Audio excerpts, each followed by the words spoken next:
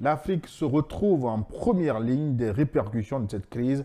Ce coup de force crée-t-il une nouvelle jurisprudence pour la souveraineté des États? L'Afrique doit-elle craindre une polarisation accrue entre le bloc occidental et l'axe Moscou-Pékin sur son propre sol et l'onde de choc qui traverse l'Atlantique pour frapper le continent africain? Alors, je voudrais qu'on s'intéresse d'entrée de jeu à l'opération sans précédent, on va dire, l'enlèvement d'un président depuis son palais, la mécanique de l'action. Mais peut-on parler juridiquement, Luc, d'un enlèvement ou d'une arrestation internationale au regard du droit actuel?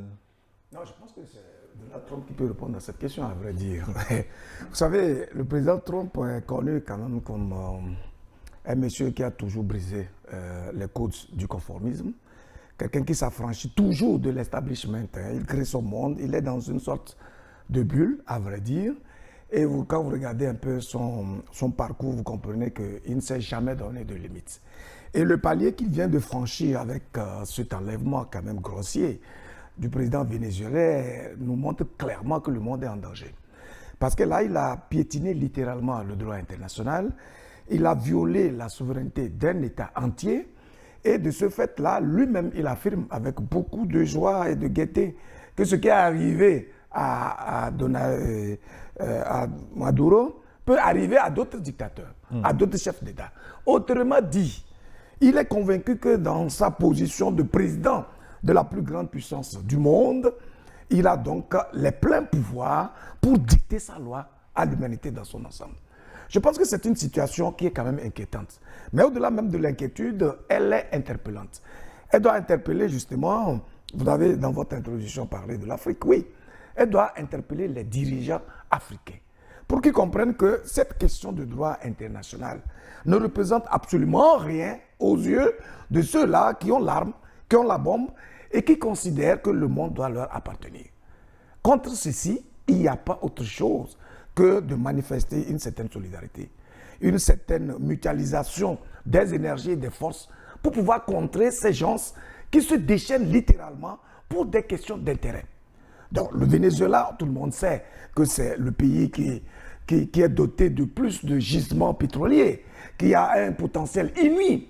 Et donc, à partir du moment où le président Trump se montre en conquérant, en impérialiste, impénitent, il ne se donne aucune limite. Vous vous rappelez ces attaques récentes au Nigeria.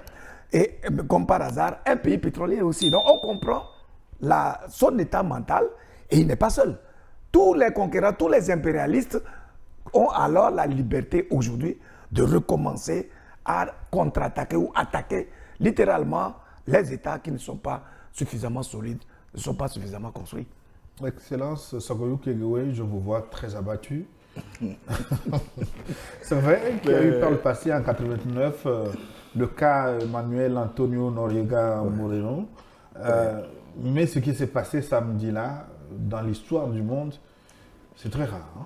Oui, c'est rare. D'abord, nous sommes en début d'année. Je crois que c'est la première émission de 2026. Nous aimerions apporter des nouvelles plus réjouissantes pour en profiter et souhaiter à nos auditeurs une bonne et heureuse année 2026. Mais c'est difficile d'être heureux dans des circonstances pareilles. C'est vrai, vous allez me demander qu'est-ce que l'enlèvement de Maduro fait à une ménagère à Guagnibé ou à un bouvier à Djarpanga ou à un maraîcher à Dapango. Qu'est-ce que ça lui fait? Mais en réalité, ça fait. Alors, d'abord, moi, j'aimerais que ceci nous serve de leçon, que les Africains comprennent que le machin démocratie, que c'est une farce. Je le dis ici tous les jours. Démocratie, c'est une vraie farce, un piège à cons, et les plus cons aujourd'hui dans le monde, c'est les Africains. Et droits de l'homme, une farce encore plus monumentale, et les plus grands farceurs, c'est encore les Africains. Donc, on leur a prouvé que ce qui compte le plus pour les pays, c'est les intérêts. Trump veut les gisements. Il ne se cache pas, hein. Pour ça, au moins, Pour ça, au moins, il faut reconnaître qu'il est clair. Trump est clair avec lui-même. Trump veut les gisements de pétrole du Venezuela qui, semble-t-il, sont plus riches que ceux de l'Arabie Saoudite. Il a annoncé sans sourciller qu'il va envoyer les meilleures sociétés d'exploitation du pétrole à Caracas. À Caracas, voilà. Donc, je crois qu'à un moment donné, les peuples du monde, et surtout ceux d'Amérique latine, s'étaient pris à rêver d'un monde un peu libre où il y a un droit. Non, parce que l'Amérique latine, c'est la propriété des États-Unis d'Amérique. Et ce n'est pas la propriété de l'État en tant que tel, c'est la propriété des sociétés qui produisent ici la banane, qui produisent là-bas le café, qui produisent là-bas tel ou tel minerai.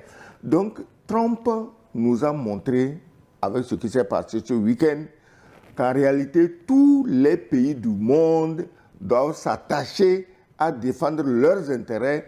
On s'en fout complètement des choses de la démocratie, on s'en fout complètement des droits de l'homme et tout le bavardage auquel les Africains se donnent dans ces domaines. Et les Africains doivent comprendre que pour faire ça, il faut être fort. Et regardez en Afrique comment nos pays sont émiettés. Et au niveau de chaque pays, dès que quelqu'un fait un effort pour avancer le pays, on veut sa tête. Tu n'as pas été surpris d'apprendre en même temps ce week-end qu'il y a eu encore tentative de coup d'État au Burkina Faso. De tous les chefs d'État de l'Afrique en général et de l'AES en particulier, qui agit mieux sur le terrain que le jeune capitaine Ibrahim Traoré. Mais chaque matin, on veut le renverser. Pourquoi? Parce qu'il y a encore des nègres complètement idiots, bornés, qui, parce qu'ils ont touché un peu d'argent, sont prêts à mettre leur propre pays à feu et à sang pour faire plaisir aux Blancs. Donc, ce n'est plus la faute aux Blancs. Je crois que ce qui s'est passé donc au Venezuela doit aiguiser notre attention, doit développer notre patriotisme, parce que, Gilles, le Venezuela, quand même, c'est pas la Gambie, c'est un grand pays qui a une armée, une vraie armée. Je crois qu'on doit se demander comment on a pu l'enlever comme ça. Ça a été possible parce qu'il y a des traîtres. Et cette façon de trahir de ce qui est arrivé au Venezuela, en Afrique, nous sommes dedans. C'est toujours des traîtres. Une question centrale, Luc Abaki. Pourquoi le parapluie russe n'a pas suffi à protéger Nicolás Maduro?